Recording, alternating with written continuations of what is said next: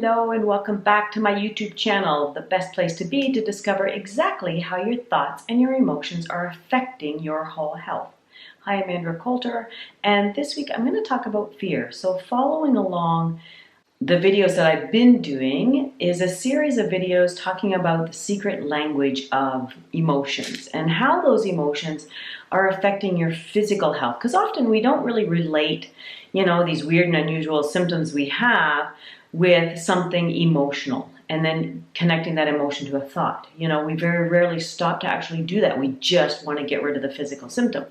But in order to really get rid of those physical symptoms, we have to be aware of where those physical symptoms are coming from. Now, okay, if you fall off your bike and you scratch and hurt yourself and tear a ligament or whatever, that's a known cause. You're well aware that it is a physical trauma that you created and you need to deal with that physical trauma in the right way with the right remedies. But at the same time, being aware that, well, why did you fall off your bike? What was the emotional state you were in that caused you or triggered you to be in a place where you needed to go through that experience? So this week I'm talking about fear, and this is actually going to be the last one in this series. Unless there's an emotional state that I haven't talked about that you'd like me to talk about, message me and let me know. But I'm going to end with fear. We've been talking about a lot of anger issues in the past videos. If you haven't watched those, please go back and watch those. If you have or aren't sure of, maybe I have some unresolved anger issues or that have led into other states. Because it's funny how we really recognize our fear much easier than we recognize our anger. And how anger then, when we don't recognize it, gets repressed into other deeper states like shame and resentment and guilt and so on. So go back and watch those. But fear, we're aware that when something shocking happens and we're afraid, it's like, oh my God, fight or flight, gotta run, gotta do, gotta be. Emergency situations and traumas and shocks are a natural way to experience our fear, and there's a reason for that. You need to get out of danger's way or harm, and in order to protect yourself. There's a healthy place for fear in our lives, but there's also an unhealthy place for fear, and this is where most problems begin. So if you have a shock or trauma or an emergency situation and you never let yourself work through it properly and you never resolve it properly, it then starts to impinge upon the rest of your life and your life force, causing all kinds of physical problems.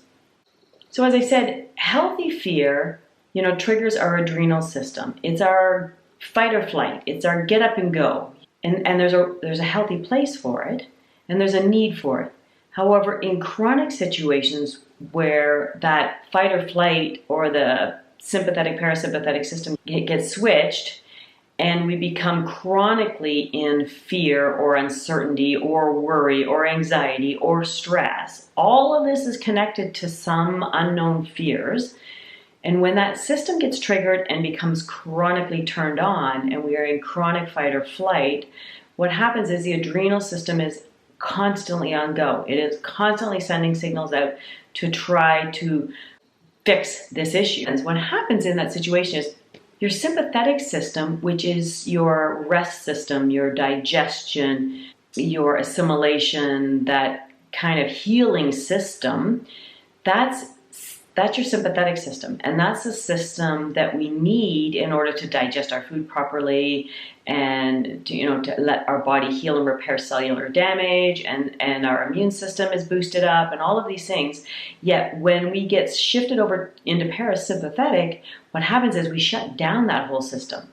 So what happens is in fight or flight, your body goes, oh my God, I'm in danger. Even if it's not a conscious danger, you're not running away from a tiger, but you're running away from your fears. And what happens then is your digestive system and the healing system shuts down so that it can pump blood from the internal body out to the external body so you can run or fight or do whatever you need to do. So it shuts everything else down. Now, when it becomes chronic, think of that. So if you are chronically feeling like this, then your whole digestive system that you need shuts down to a large degree, then you're not properly repairing and healing. You're not able to fully live life, and so things just start to shut down and solidify. It's not a healthy place to be.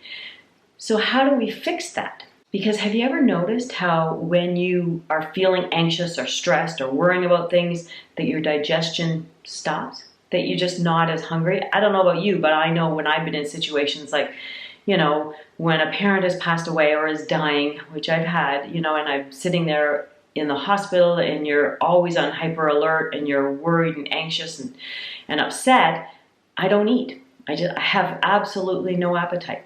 That's because this system has shifted and it's telling your body that you don't need to eat right now. You don't need to put all that blood and energy into your digestive system because it's not important. What's important is this. And so it's helping the body to find that balancing point, which I'll go through a whole bunch of tips at the end. So make sure you stay tuned to the very end, and I'll go through some great tips and suggestions on how you can actually fix this chronic fight or flight system so that you can start to heal and rebalance yourself. Now again, there's a time and a place for fear. Absolutely. Just like every emotion has its time and place. But it's when it becomes chronic and it starts to shut our system down and create problems, that's when it needs to be looked at and fixed. So let's look at some of the symptoms that your body might be expressing this chronic stress and anxiety and fear. And if you have some of these particular symptoms, which you might not have ever connected to the fact that it's related truly to a layer of fear and a chronic fear, it's good to be able to really look at them and go, I never really thought of that. So if you have some of these symptoms, probably harboring some chronic old deep fear issues that maybe you need to take some time to look at and check out the exercises at the end. So thinking about, the adrenal system, and your adrenals are your get up and go. Oftentimes people who are struggling with a lot of chronic fear issues feel very dull, very flat, very tired, just have trouble getting up and going. For instance, you ever find that sometimes just even getting off the couch to get up and go or taking those steps upstairs makes you kind of feel over-exhausted and overwhelmed. It's like, that's a lot of work. If you feel that way, then you probably have some severe adrenal stress, which is related to you're carrying some chronic stress, fear, anxiety, worry. The opposite of this, actually, and the polar opposite, is actually feeling super excitable. And so having chronic bouts of feeling anxiety or palpitations or feeling unsettled and anxious and, gotta go, gotta do, why can't I settle down? Not being able to completely relax at any time, even, trying to go to bed at night. And if you can't lay down and get yourself to shut off, you get the monkey brain going, that often is because there's some sort of thing you're fretting and worrying about. And if that's the case, maybe get up and write it down or take some time. We'll go through tips at the end. But again, having the adrenals feel like they need to keep firing, it's their way of trying to find that balance point, trying to find homeostasis, but it can't because you're dealing with some chronic emotional trauma that you just haven't worked through properly, and it's stuck, and your body keeps trying to throw up that, oh my God, we need to fix this. Oh, okay, no, I'm too tired. But we need to fix this. No, I'm too tired. That's really often how fear plays out in our body. It's these highs and these lows. Another interesting thing about chronic fear is that our senses tend to get oversensitive. So if you ever feel like, that noise is too loud and the person beside you looks at you like, no, it's not. Or everything seems to bother your eyes, the bright light, or, that kind of thing. Your hearing and even your sense of smell and taste, like, oh God, that's a horrible smell. And yet the people around you are like, I don't smell anything. Having super acute senses and overly acute senses where you're just totally disrupted by everything in life is generally because you're carrying chronic unresolved fear. Also, tending to get overheated easily. Again, we often think of cold fear. That's usually in the early stages. When people get cold, they shut down in that acute phase. But in a chronic phase, often people have trouble with their body heat. And so they often tend to get, again, flushes. If you think of anxiousness and being worried and anxiety, it tends to come with a flush of some sort. If you're having that, maybe fear. Also, the biggest thing I see is being more prone to head trauma. So if you think about it, if you keep bumping your head, or you've had multiple injuries or accidents where you've had a slight concussion or whiplash, then that often it triggers an unresolved issue. And that unresolved issue then creates, attempts of your body to try to resolve it again by going back through that experience. I know it's a very bizarre way to think the body, but it keeps throwing out, I had this issue, bump my head again. Geez, what the heck is that? Usually it's because your body's trying to tell you that I need to get this fixed. This is a stuck state that I can't work through. And so, head traumas, concussions, headaches, feeling, as I said earlier, dull and, having trouble focusing, feeling foggy all the time. These kind of issues, even fainting, again, adrenals shutting down. These are all chronic fear issues that, are asking for resolution. And a lot of times with concussions and head injuries is people will start snoring or have narcolepsy. Those kind of issues are also related to fear issues. Having heavy eyes, again, goes along with the just feeling drowsy and tired and, overdone. So heavy eyelids, heavy weighted feeling in the head and the shoulders and the neck. Constipation, as I said, when you're shutting down the whole digestive system, you will get constipation and or diarrhea if it's an excitement phase. So if the body's in this oscillation of trying to fix, you may oscillate between bouts of chronic constipation and then diarrhea, the body trying to purge itself. So if you have these kind of weird oscillations, might be some fear, anxiety, stress, worry that you're not resolving. And then along with the sleep, of course, is have you ever woke up, from a weird dream or just woke in the middle of the night kind of feeling like you were suffocating? Again, part of that narcolepsy feeling, not breathing properly. So people that need to go get CPAPs, maybe you have some unresolved fear, anxiety, stress, and worry that should actually be looked at. If you look at that issue, and weight also can create that problem. So between those two issues, if you fixed both of those, you would probably be able to get rid of your CPAP machine. And then last but not least is just weird tics and tremors. So if you think of the body being in chronic fight or flight, eventually the musculoskeletal system is going to wear down as well. And so people can get often weird cramps and tics and aches like that in your limbs. So of that list, if there's anything you really connect with or resonate with, then, maybe it's time to really look at, okay, is there some unresolved fear, anxiety, stress, or worry that I'm just haven't, been able to stop and look at or reflect on or be aware of?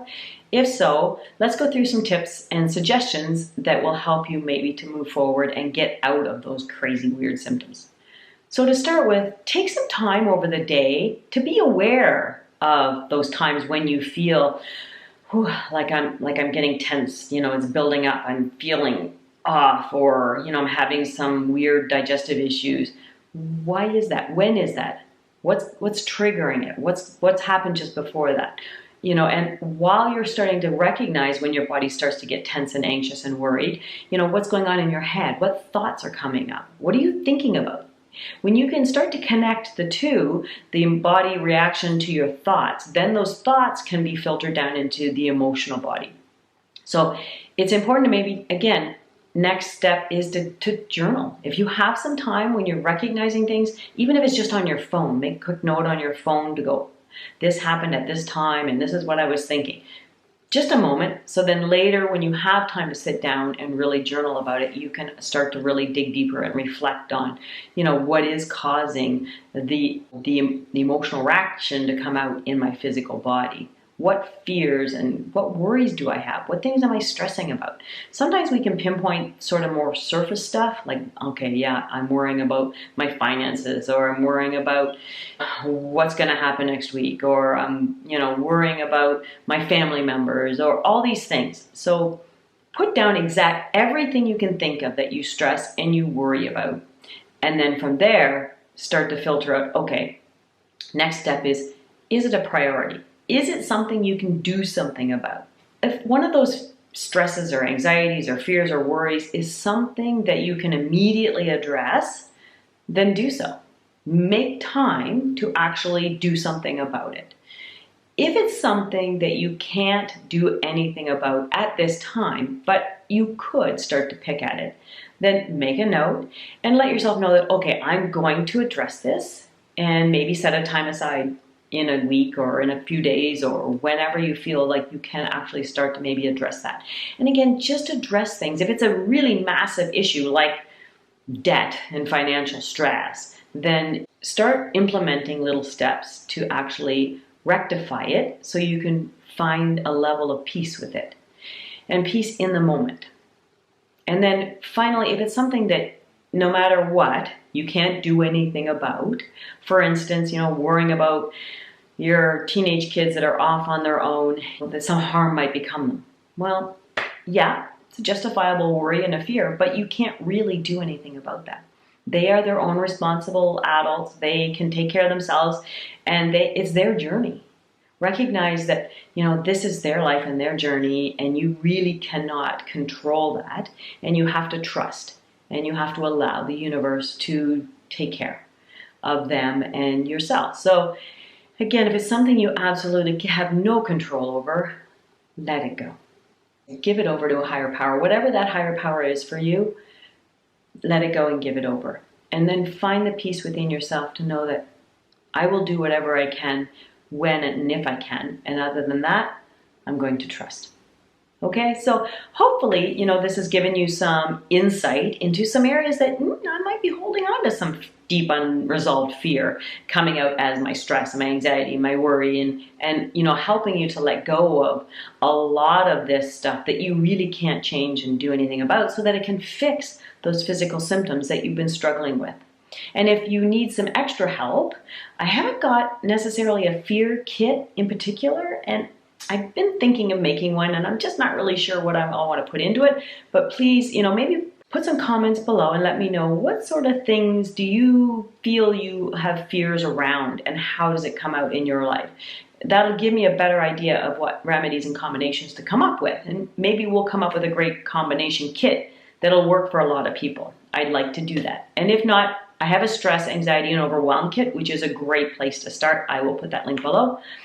So thank you very much for joining me this week. Again, I hope these tips have helped you. And next week, I'm going to, as I said, get out of this series, and I'm going to start a new series about just, again, the things that I've seen, the struggles that I've been through. And this one in particular is about really the next step from my original series that I did. And this was, feeling like I was stumbling in life. Do you feel like you're kind of bumbling along and not really knowing what I should do or fix next, or where I should go? Or if we're all in this journey of higher consciousness and we're trying to better ourselves on every level, then that's what I'm going to jump into over the next bunch of videos. So next week, I'm going to talk about really getting rid of that feeling like you're stumbling and bumbling along and out of kind of that chaotic place, and how to truly get into that centered, more self-empowered place. And so I'm going to do that next week. So make sure you join me, and thank you for following along. And remember, the only thing you can control is yourself. Be authentic, be empowered,